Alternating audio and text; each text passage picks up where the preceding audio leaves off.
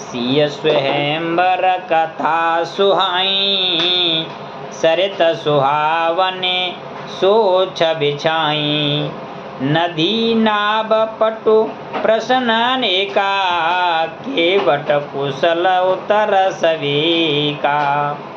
फिर जो सीताराम जी की स्वयंवर की कथा है, वही मानो इस नदी की सुंदरता की शोभा छाई हुई है, और कुशल प्रश्नकर्ताओं के जो अनेक प्रश्न हैं, वही मानो इस नदी की नौका हैं, और जो उन सब का सावधानी पूर्वक उत्तर दिया गया है, वह उत्तर ही कुशल केवट हैं। सुने अनुकथा न परस्वर होई, पथिक समाज सोए सरसोई। धूरधार भृगुनाथ रिसाईनी, घट सुभद राम बरवानी। फिर तो इसमें परस्वरूप एक दूसरे के वर्तमान वार्तालाप से वह मानो इस नदी के ताप के यात्रियों को सुंदर समाज है, और इसमें जो श्री परशुराम जी का भारी रोष है, वही इस नदी की विकराल बड़ी तेज धारा हैं, और श्री रामचंद्र जी की जो मधुर वाणी है, मानो वही उस प्रवाह को रोकने के लिए अच्छे घाट बंधे हैं। सुनत सुनज राम विभा उछाऊ, सो श्रम उबंग सुहाखत सब काऊ। कहत सुनत हर सहे पुलकाहीं, तेस्र कृते मन मुदित नाही।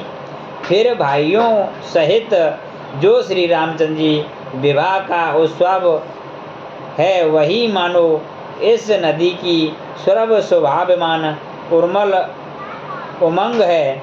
जो पुरुष इस कथा को कहते सुनते हैं, मानो वही पुण्य आत्मा जन आनंद चित्त से इस नदी में स्नान करते हैं।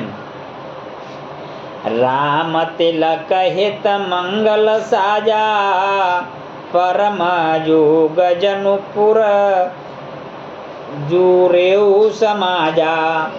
होए कुमित के कई केरी, परजा सुफल विपत्ति घनेरी।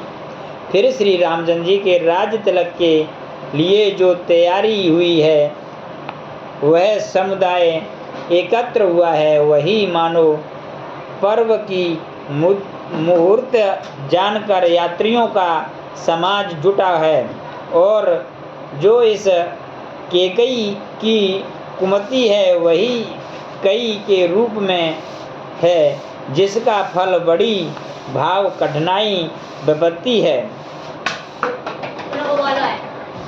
समन अमित उत्पन्न सब, भरत चित्त उपजाग। कली अघल अघो गुण कथन, जे तेजलम बग काग। उन अनंत उत्पत्तियों की शांत करने वाले महात्मा भागीरथ भरत जी थे। चरित्र ही मन जप यज्ञ है, और कलयुग के पापों तथा दुष्टों के अवगुणों को जो वर्णन है, वही मानस इस नदी के जल का मल और बगुले तथा कौवे रूपी दुष्ट पक्षी हैं।